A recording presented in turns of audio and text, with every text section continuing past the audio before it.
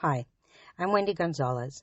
I'm a death doula and death educator, and this is the Deducation Project podcast. Let's talk about the hard stuff. Today I want to talk about one of the biggest fears and misconceptions surrounding hospice care, morphine. I can't tell you how many times I've heard people say things like, once they started morphine, Dad was gone within hours, or, once they start morphine, it's all over. I hear people say those things with fierce resolve, convinced that they're correct.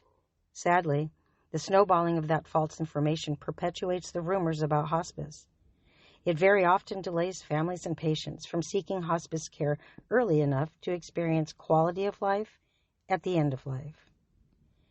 There are so many rumors surrounding hospice in general, but morphine is probably one of the most emotionally charged topics I encounter as a death doula. So let's talk honestly about it. One of the biggest myths about hospice is that accepting hospice means giving up. People respond with sadness upon hearing that hospice has been brought on board. I get it. It seems like the last stop before death, and that part is true. But it doesn't inherently mean that death is imminent or about to happen very soon. Hospice is not about giving up on a person. It's about shifting the goal of care. Instead of trying to cure a disease at all costs, hospice focuses on comfort, dignity, symptom management, and quality of life. This is still providing care, not care that focuses on curative measures, but care that is focused on the patient having the best end of life possible with managed symptoms. And honestly, another huge problem is that many people are referred to hospice far too late. Sometimes doctors wait a long time to suggest hospice. Sometimes families resist it because they're scared of what hospice means. And because of all those fears and misunderstandings, people often don't start hospice until the very final days of life when death is imminent. Then their loved one dies 72 hours later or 4 days later, and families understandably connect the death to hospice itself. But hospice didn't cause the dying. The person was already very near the end of life before hospice was ever brought in. In fact, many families say they wish hospice had started sooner because they finally had support, guidance, symptom management, and help navigating all that was happening. And part of that care often includes medications like morphine. In hospice, morphine is commonly used to manage pain and something called air hunger. Air hunger is the terrifying feeling of struggling to breathe. And contrary to what many people imagine, hospice usually starts with very, very small doses.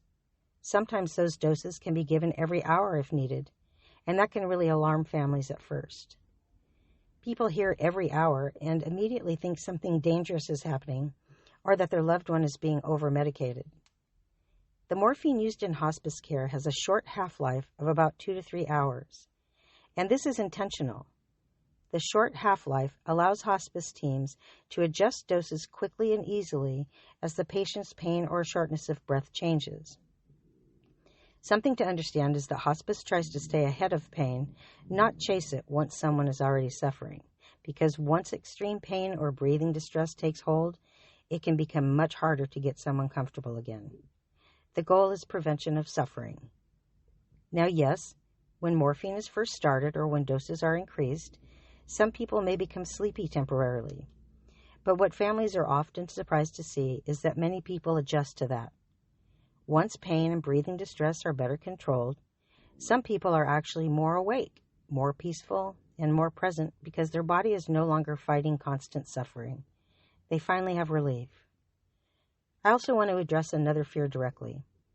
At this point, there is no concern about morphine dependence. When someone has a terminal illness and is in hospice, the priority shifts to quality and comfort, not long-term medication management. The goal is fast relief. I know there are people who genuinely believe hospice uses morphine to hasten death. I understand why that fear exists, especially when medications are started during periods of visible decline. But hospice patients are already dying. Often, the disease itself is progressing rapidly, and medications are introduced during that decline, which can make it seem like the medication caused the dying rather than the illness itself.